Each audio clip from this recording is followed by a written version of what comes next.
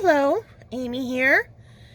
And after posting this card for my last Scenic Saturday blog post at Stamping Bella, I've had a couple different requests to share the mirror stamping technique that I used to mirror flip the Sketchy Corner Backdrop stamp, as seen here.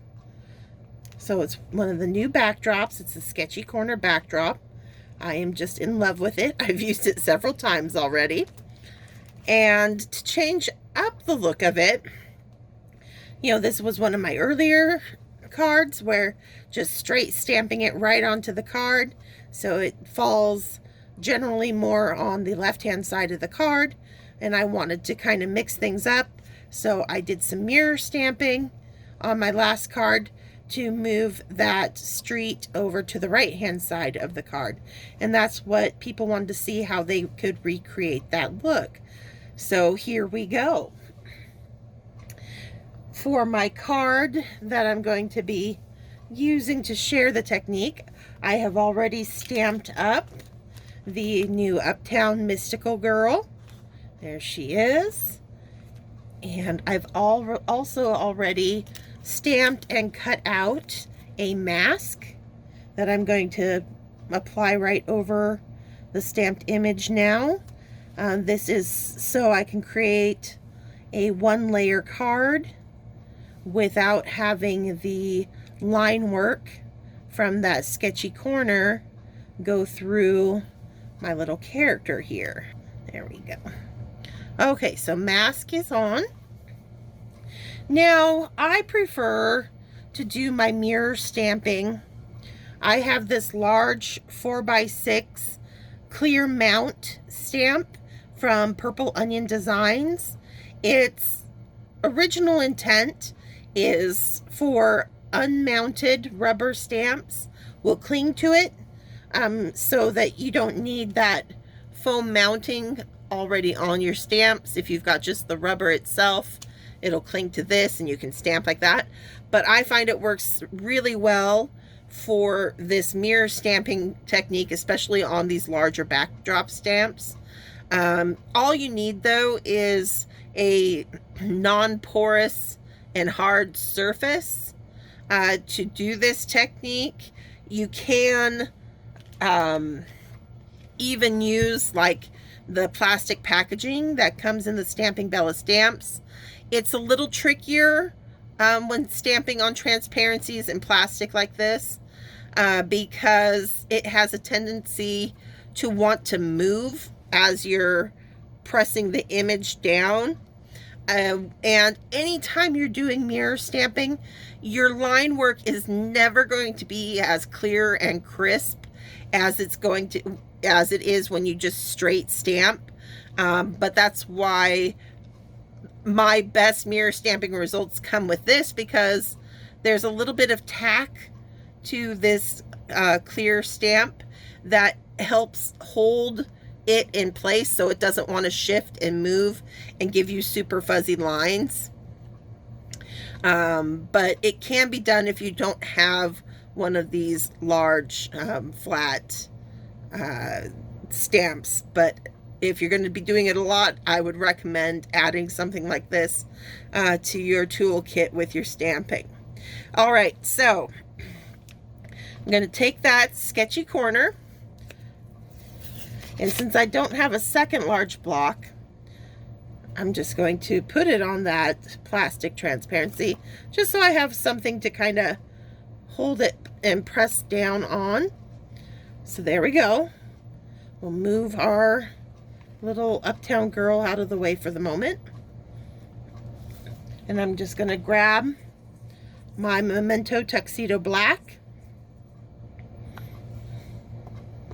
and apply the ink.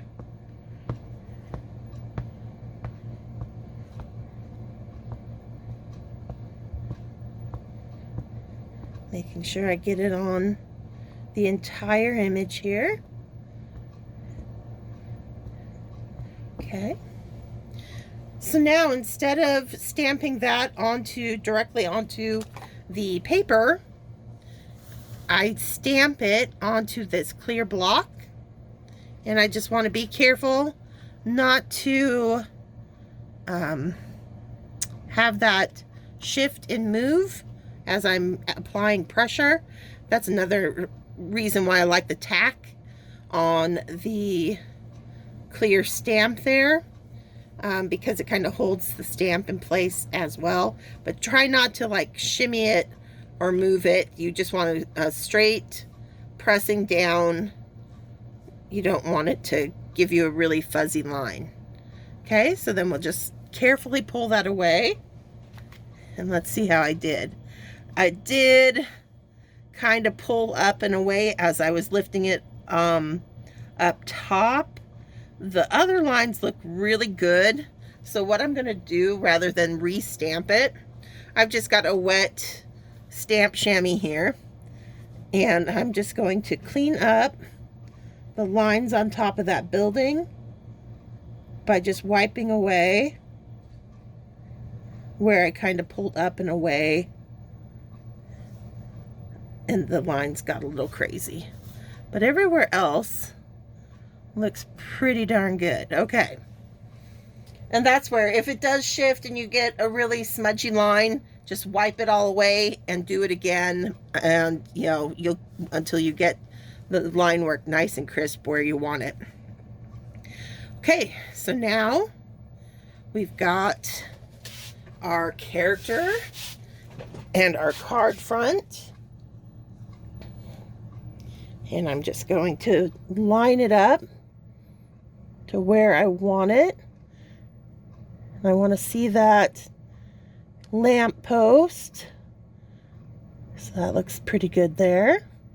All right, so another reason, so this is why I like using that 4x6 clear mount, because it's going to pick up that card base and allow me to flip it and really give it a good pressure from the back side of that stamp, so I can really make sure those lines transfer onto the cardstock.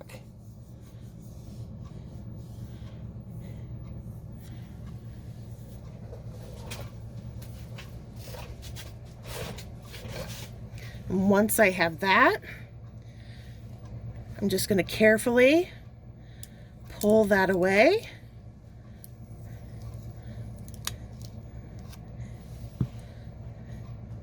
Like so. And there, we've successfully flipped our buildings from the left-hand side of the card to the right-hand side of the card. And we can even remove the mask.